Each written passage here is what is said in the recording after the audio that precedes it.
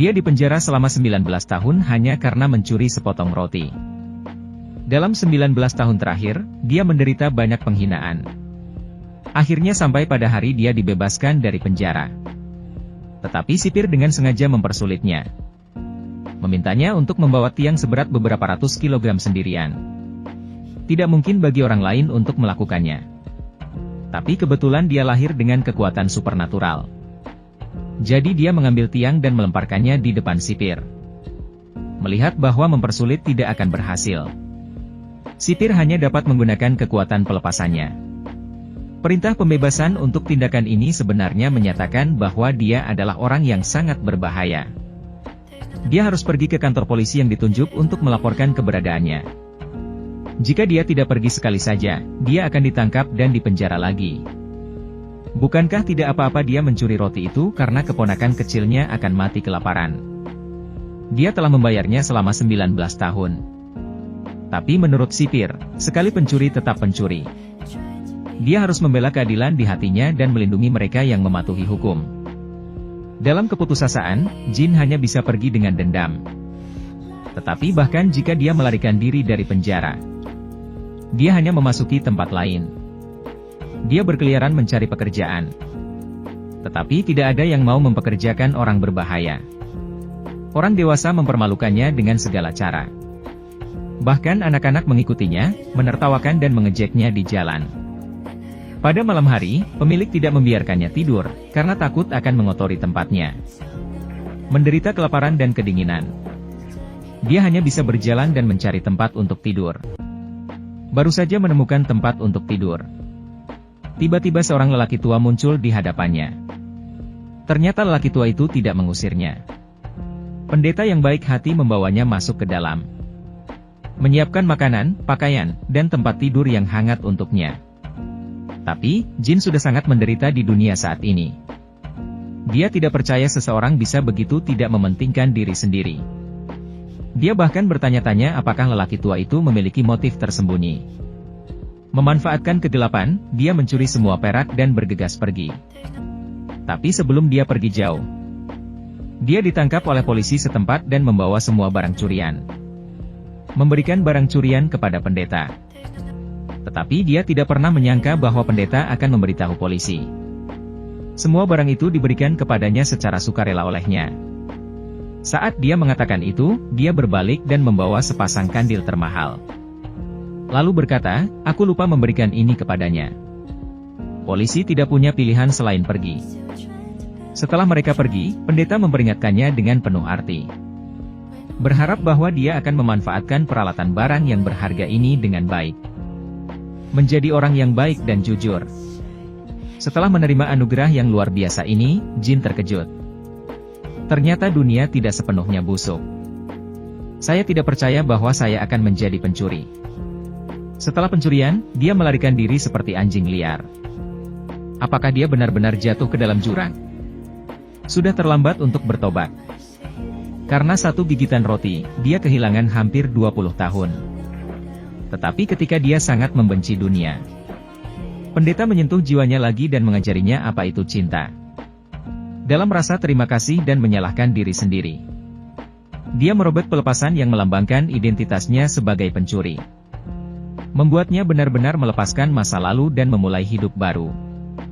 8 tahun telah berlalu dalam sekejap mata. Saat ini, Jin telah mengubah namanya menjadi Madeleine. Dengan Silverware of the Year, ia mengubah dirinya menjadi kelas atas. Ia tidak hanya membuka pabrik tekstil dengan ratusan pekerja wanita, tetapi juga terpilih menjadi wali kota di kota kecil ini. Hari ini para pekerja wanita mengeroyok untuk menggertak seorang pekerja wanita bernama Fang Ting. Jin hanya ingin menengahi. Tetapi ketika dia melihat ke atas, dia melihat kepala polisi yang baru saja dipindahkan. Kebetulan orang tersebut adalah kepala penjara Shark V2 yang membuatnya ketakutan. Dia menyuruh mandor untuk mengurus konflik pekerja wanita. Dia memberanikan diri untuk datang ke Sawe. Setelah bertahun-tahun, Sawe tidak menyadari bahwa bos di depannya sebenarnya adalah buronannya. Tapi entah kenapa dia merasa sedikit familiar. Pada saat ini, terdengar teriakan dari luar. Keduanya turun untuk melihat ada kereta yang terbalik di tanah. Ada seorang lelaki tua di bawahnya. Dia baru saja mengangkat besi dengan sekuat tenaga. Melihat pemandangan ini, dia sedikit terkejut. Dia hanya melihat satu orang dengan kesaktian seperti itu. Dia langsung curiga, karena buronan dari dulu belum tertangkap sampai sekarang. Wali kota ini sangat mungkin adalah buronan yang sedang dicari. Saat sedang berpatroli, dia tiba-tiba melihat seorang pria dan seorang wanita sedang bertengkar di jalan. Dia melangkah maju untuk bertanya. Tetapi pria bangsawan itu mengeluh lebih dulu. Mengatakan bahwa wanita itu tiba-tiba menyerangnya dengan gila-gilaan. Melihat bekas luka di wajahnya, Sawe mengira buktinya cukup meyakinkan dan akan menangkap wanita itu. Pada saat itu, Jin kebetulan melewatinya dan sekilas mengenali wanita itu sebagai mantan karyawannya. Dia tidak bisa membantu, tetapi melangkah maju dan bertanya mengapa dia di titik ini. Fang Ting menatapnya dengan kesal dan berkata, "Semua ini berkat kamu." Ternyata ketika semua pekerja wanita menggertaknya hari itu, Jin menyebabkan dia diusir dari pabrik oleh mandor. Tetapi saat ini, putrinya sakit parah dan sangat membutuhkan uang untuk menyelamatkan nyawa. Jadi di bawah godaan lelaki tua, dia akhirnya menjadi pelacur. Dan pria bangsawan yang dicakar olehnya itu sebenarnya memaksanya untuk menjemput para tamu. Fang Ting mencakarnya karena marah. Setelah mendengarkan kata-kata Fang Ting, melihat wanita lemah di depannya, dia menyalahkan dirinya sendiri untuk beberapa saat. Dia segera mengangkat Fang Ting dan membawanya ke rumah sakit. Berjanji akan menyelamatkannya. Keesokan harinya, Sawe menerima surat dari polisi. Memberitahunya bahwa Jin telah diadili dan akan dieksekusi setelah persidangan. Saya merasa sedikit malu, izinkan saya meminta maaf.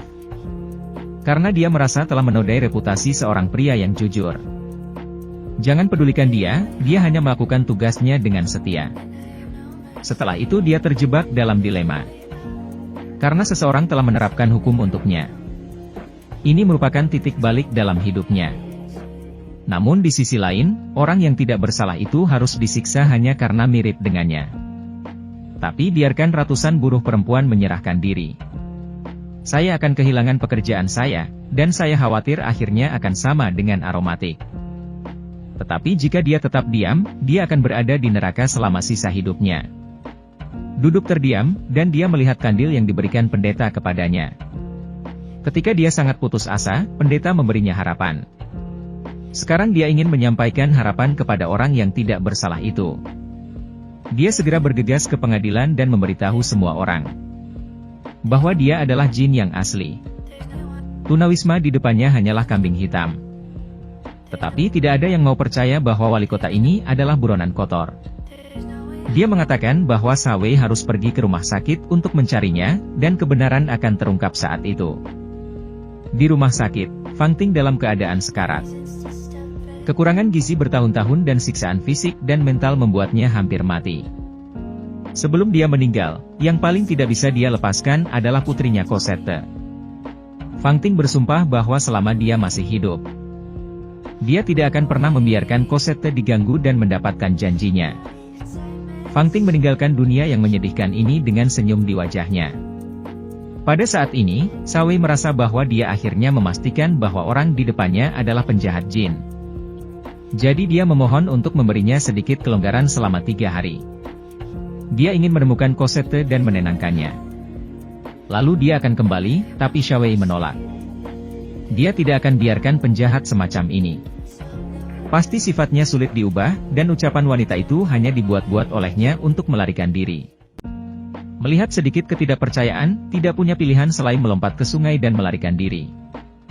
Dia menebus Cosette di rumah pasangan hotel dengan harga tinggi 1.500 yuan.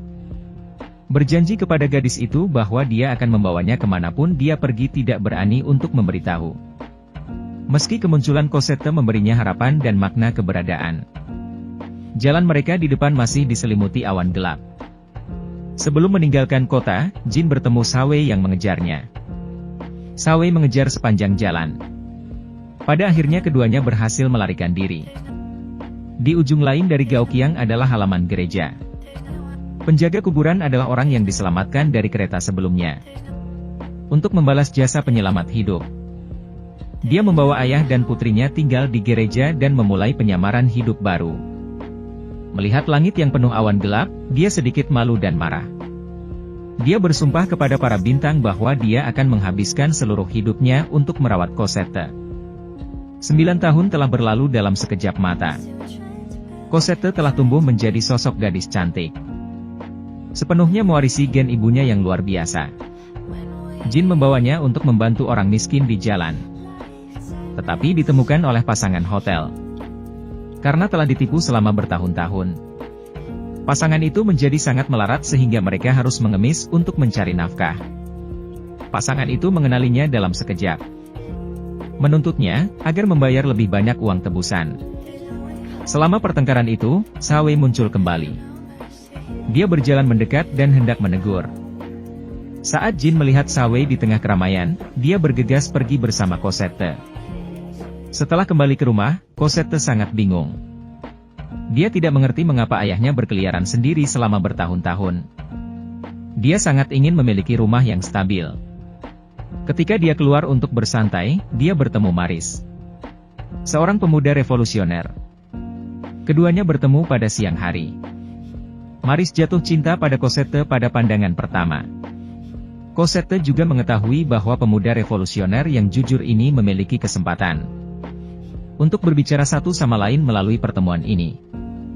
Tetapi Jin merasa bahwa mereka dalam bahaya.